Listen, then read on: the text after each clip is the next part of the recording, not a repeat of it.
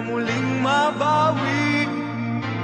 Ating kalayaan kay tagal na nating mitid, di napapayagang mabawi muli.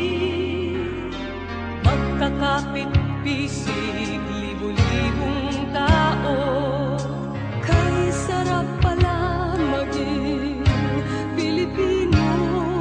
Sama-sama iisa ang adhikain, kailanman di na maaalipin.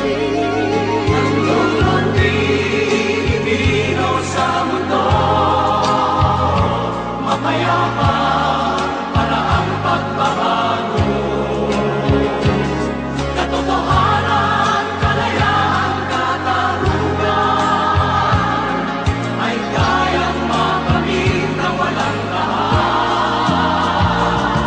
basta't magkaisa tayong lahat.